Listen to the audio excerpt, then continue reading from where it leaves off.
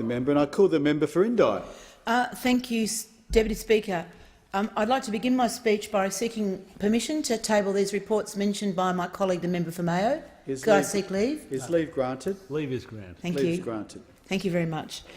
And I welcome the comments from my colleague and neighbour, the member for Murray, and absolutely agree with him of the importance of having a National Integrity Commission to do all the things and address all the issues that need to be done. And like him, I'm a great believer in having fair, open and transparent government, and an independent integrity commission is, in my opinion, a really important part of that. And in my speech I'll outline what we do to seriously consider an overarching integrity and anti-corruption commission and why it matters in my community. And I put a call out to the government to take steps towards strengthening the integrity of all our institutions. And one of the key principles, colleagues, I use in this place when I'm making decisions and voting is, will it bring good governance? So with that background, I don't do deals, and I don't do deals in exchange for confidence or supply, because that's not good governance. And I fiercely hold on to my right to vote on every bit of legislation on its merits.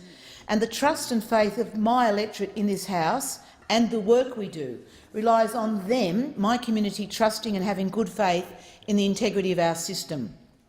So I support a process whereby we regularly reassess and strengthen the system of integrity and anti-corruption in this country. So why do we need an Integrity Commission?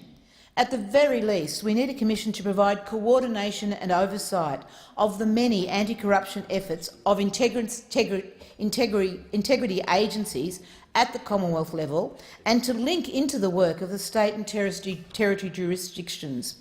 A federal commission would be in a position to fill the gaps in our current system to ensure there are investigative powers to expose corrupt conduct in the federal government and the public sector.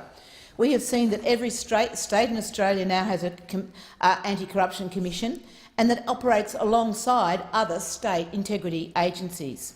And they have uncovered many examples of systemic corruption and misconduct that were not found by existing agencies.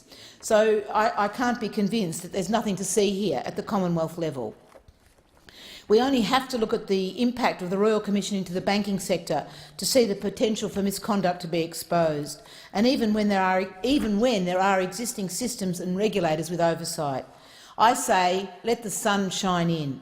When compared with state governments, the federal government falls short. No agency can investigate alleged misconduct of members of parliament, ministers or the judiciary. The agencies which do have strong investigative powers, such as the federal police, can only use them when investigating criminal charges. And no agency holds regular public hearings. This means corruption and misconduct is not properly exposed to the public, and the only avenue for public hearings is through Parliament, and this is controlled by the numbers and the major parties. So I think it's no accident today that it's been the independent and the crossbench that's brought on this MPI. And why does it matter for my community?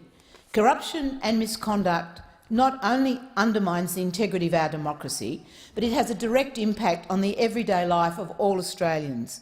It undermines the delivery of government policy and the delivery of services to our communities. And ultimately, we are all here at taxpayers' expense, and we need to make sure that the best interests of Australians are put first and foremost.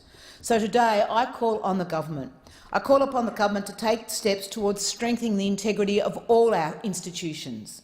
And if they're not willing to support the establishment of an independent integrity commissioner now, today, then tell us how they're going to go about establishing an integrity coordinator, someone to work or some organisation to work with existing integrity agencies to assess our systems of integrity and anti-corruption, to at least coordinate what we're already doing.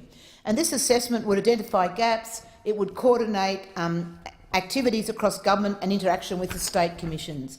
So in bringing my remarks to a close, the absence of evidence is not evidence of absence.